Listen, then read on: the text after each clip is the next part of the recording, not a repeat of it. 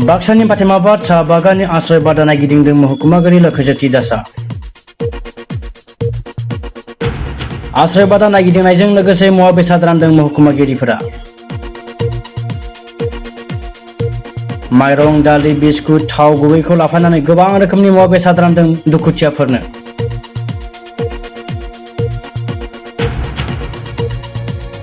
फोरमायथावदि जे अखा हानायनि जाहोनाव फातेमाबाद साहा बागाननि मावथिफोरनि न'फोराव दैया गिख्रंथाव महर खालामदों जायनि थाखाय बिसोरनि मावथिफोरा आश्रय लादों फातेमाबाद साहा बागान गुदि फरायसालियाव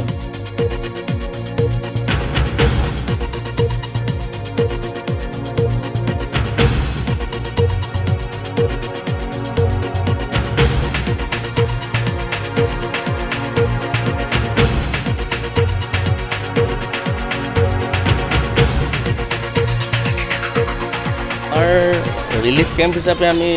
ফাতেমাবাদ টি ষ্টেটৰ যিখন LP স্কুল আছে তাতে কৰিছোঁ আৰু বাকী ৰিলিফ চেণ্টাৰত আমি যিবিলাক এফেক্টেড ফেমিলিজ আছে তেওঁলোকক আমি GR দিয়াৰ ব্যৱস্থা কৰিছোঁ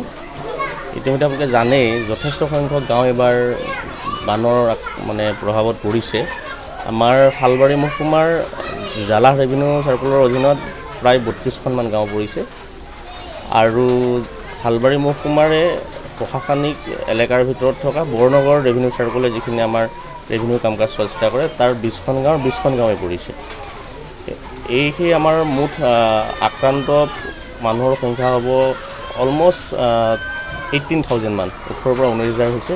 আৰু পশুধনৰ আক্ৰান্তৰ সংখ্যা বহুত বেছি আমাৰ প্ৰায় 18,000 মান হৈছে 18 পৰা 17-18,000 মান আমাৰ পশুধন আক্ৰান্ত হৈছে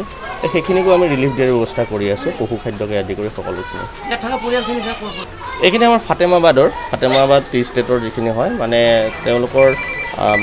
বৰষুণৰ পানী আৰু গোটেই ৱাটাৰ লগিং হৈ পেলাই তেওঁলোকৰ ঘৰৰ ভিতৰত পানী সোমাই গৈছে আৰু ইমিডিয়েটলি আমি তেওঁলোকক পৰহি দিনা ইয়াতে শিফ্ট কৰিছোঁ আৰু তেওঁলোকক ইয়াতে আমি খাদ্যকে আদি কৰি সকলোখিনি যা যোগাৰ কৰি দিছোঁ কিমানমান পৰিয়াল ইয়াতে আমাৰ পৰিয়াল আছে বৰ্তমান 18টা পৰিয়াল আছে 18 আৰু আজি 2টা নতুনকৈ আহিছে আৰু আমাৰ ৰিলিফ কেম্পত থকা মুঠ মানুহৰ সংখ্যা হ'ব প্ৰায় 87 পানীটো সকলো ফালে সোমাইছে এনেই আমাৰ ইয়াতে ধৰি লওক পোকালাগিত আমাৰ বান আক্ৰান্ত মানে বহুত বেয়াকৈ বানত প্লাবিত হৈছে পোকালাগি বেতবাৰী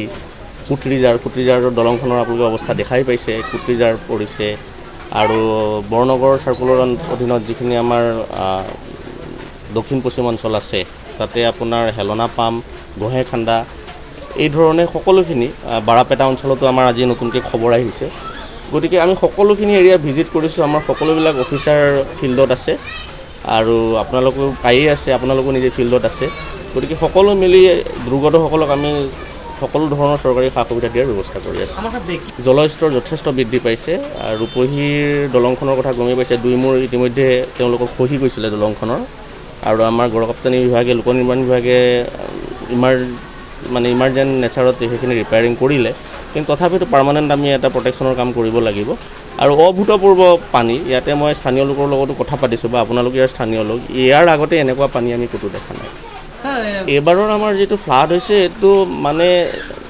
প্ৰবল বৃষ্টিপাতৰ কাৰণে হৈছে ইয়াত ভূটানৰ পৰা এতিয়ালৈকে আমাৰ কুৰিচু বান্ধৰ পানী এৰা নাই তো সেইটো হ'লে যদি সমসাময়িকভাৱে সেইটো হয় তেতিয়াহ'লেতো ইয়াৰ আৰু ভয়ংকৰ পৰিস্থিতিৰ সৃষ্টি হ'ব আমি ভগৱানৰ ওচৰত প্ৰাৰ্থনা কৰিছোঁ সেইটো নহওক কাৰণ আমাৰ যিখিনি ৰেইন ৱাটাৰ আছে তাৰ দ্বাৰা যিটো ফ্লাড হৈছে তাতেই মানুহ বহুতখিনি দুৰ্ভোগ ভুগিছে আমাৰ বৰ্তমান ৰিলিফ কেম্প এটা বনোৱা হৈছে বাগিচাত ফাতেমাবাদ LP স্কুলত আমাৰ মাংৰা লাইন চুকদ লাইনৰ যোনটো নেকি শ্ৰমিক লাইন আছিলে সেই লাইনত প্ৰবল বৃষ্টিপাতৰ ফলত মানে কিবা বানপানী হোৱা হেন হৈছে আৰু সম্পূৰ্ণ মানে ঘৰত মানে থাকিব পৰা অৱস্থা নাই যাৰ কাৰণে আমি ইয়াতে 60টাকৈ পৰিয়াল আমাৰ বিশেষকৈ মানে পানীৰ কবলত পৰিছে আৰু যাৰ কাৰণে আমি কিছু পৰিয়াল আমাৰ ইয়াতে ফাতেমাবাদ LP স্কুলত ৰাখি আজি কিছু সাহায্য আগবঢ়োৱা হ'ল বিস্কুট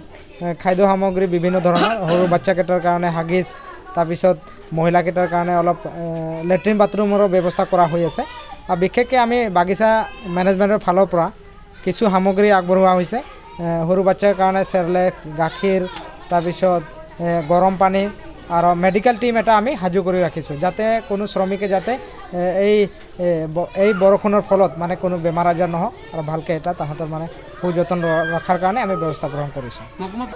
মহকুমা প্ৰশাসনে আমাক বাৰম্বাৰ খবৰ লৈ আছে আৰু তেওঁলোকৰ পৰা যোনটো সাহায্য যেনেকৈ চাউল দালিৰ পৰা আদি কৰি মিঠাতেললৈকে তেওঁলোকে যোগান ধৰি আছে আৰু আমাৰ বাগিচা ফালৰ পৰা সহযোগ কৰি আমি গোটেই শ্ৰমিকক ভালকৈ এটা সকাহ দিয়াৰ কাৰণে আমি ব্যৱস্থা গ্ৰহণ কৰিছোঁ।